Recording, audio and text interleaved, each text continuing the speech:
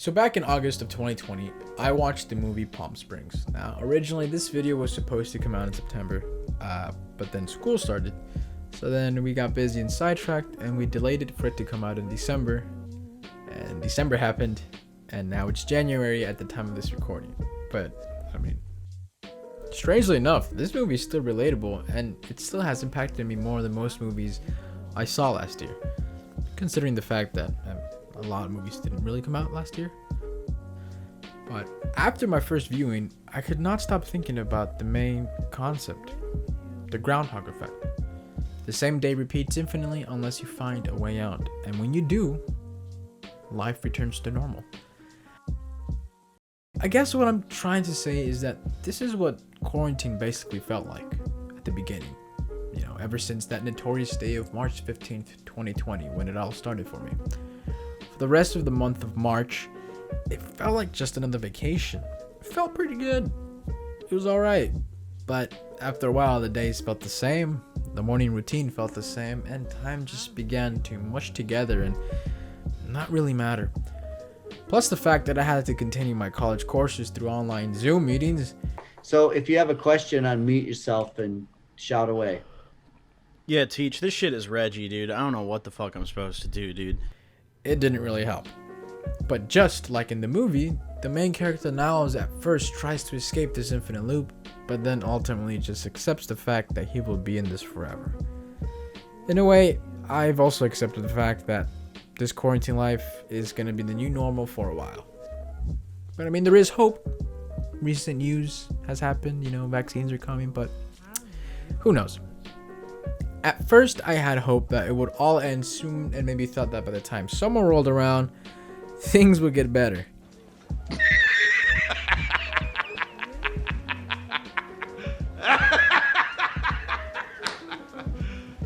You serious? Oh, how wrong I was. Turns out that some lovely citizens are really not fond of Bill Gates and have decided to take a stand against the lockdown so they can plan the revolution and fight against his evil nanobots that will soon take over the world and make 2020 the prequel to The Matrix. So, who the fuck knows how long I'll be stuck in this infinite time loop? But for now, when I wake up, I look forward to the next day. That sounds pretty depressing, but I mean, I have my moments where I do find something to do and make the best to stay productive. But at the end of the day, I find myself locked in this time loop, in this box of a room I live in. I guess I'm in the phase where it's just Nyles alone, repeating the days over and over, and slowly just not caring much about anything. Well, until he finds Roy. But let's just hope I don't find a Roy, and skip to the part where I meet a Sarah instead.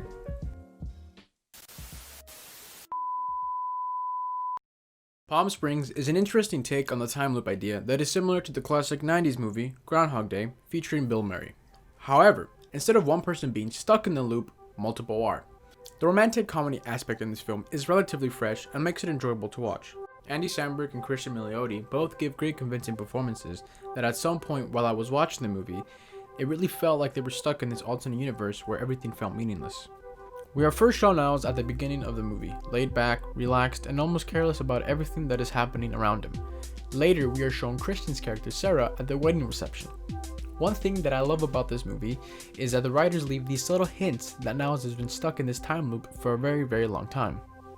It is apparent when he does this very poetic speech at the reception, and he specifically directs it towards Sarah. Another example is when he does this hilarious and oddly choreographed dance in order to charm Sarah. After that whole spiel, they then proceed to hook up when suddenly Roy is introduced.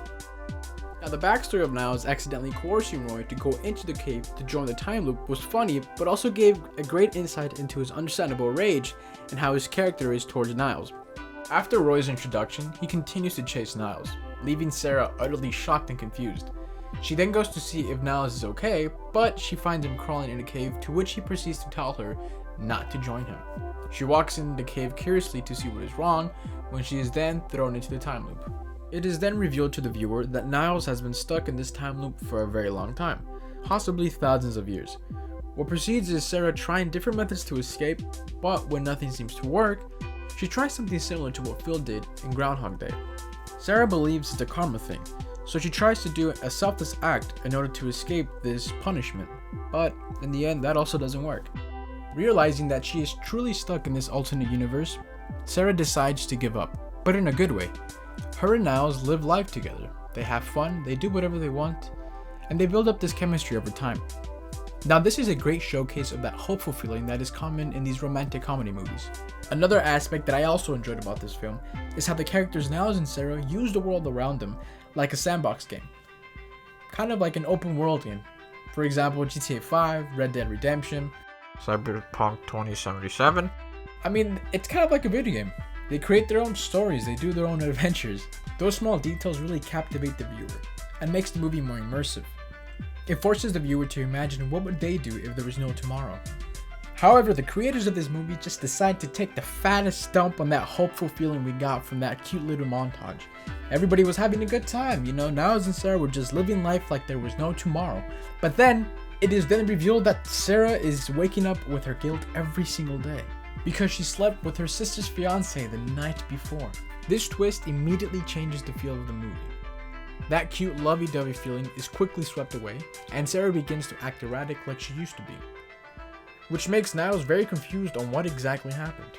And just when you think it cannot get any worse, the writers of this movie decide to take another fat dump. So after the erratic behavior of Sarah, her and Nyles get into an argument, and Nyles reveals that he has lied to Sarah and has indeed slept with her multiple times before she joined the loop. And it is very prevalent in Milioti's acting that Sarah feels completely betrayed and she storms off. When I was watching this movie and this was revealed, I was like, holy shit, what?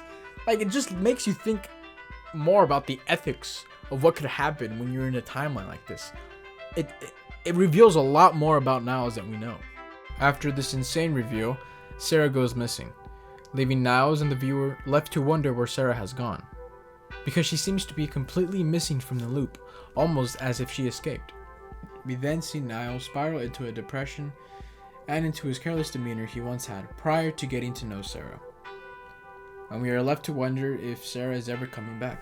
Ultimately, she does come back, and it is revealed that she was leaving early each loop to learn quantum physics, and because of it, she now has a plan to get out. When Sarah returns, her only priority is to escape. She tells Nyles about her plan and asks him if she wants to come. But Nyles is indecisive. He's not sure, and he almost seems like he wants to stay there. He doesn't want to return to the real world. At first, we are made to believe that Sarah is going to escape by herself. However, at the last minute, Nyles decides to go with her. He explains to her that he is tired of living by himself and that he wants to have a new life with someone he loves. They both get ready to escape, but it's unsure if they're going to die or if they're going to actually go back to the real world. Like most romantic comedies, it has a happy ending. The creators took a more realistic approach on how to escape this timeline, this alternate universe. Personally, I wish they continued the movie like this. I wish either the characters reconciled or they learned how to live with each other. I feel like that would have made a more interesting ending or just a more interesting movie overall, but I still love this movie in general. I love the concept. I've always loved the concept of this endless time. Like I've said it before, it just gives you a more immersive experience and makes you imagine what would you do. Altogether, this movie was really awesome. I really enjoyed it. It has a great premise. It's really funny as well, and it's pretty original considering that it's a romantic comedy. And most movies in that genre are either too cheesy, too boring, or they just have the classic cliche love story, but this one was great. It was simple to follow. The plot had a nice steady pace to it. It wasn't too fast, it wasn't too slow. It was really awesome. It's on Hulu, but if you don't have a Hulu subscription, honestly, it's worth the free trial if you want to watch it. So yeah, that's about it.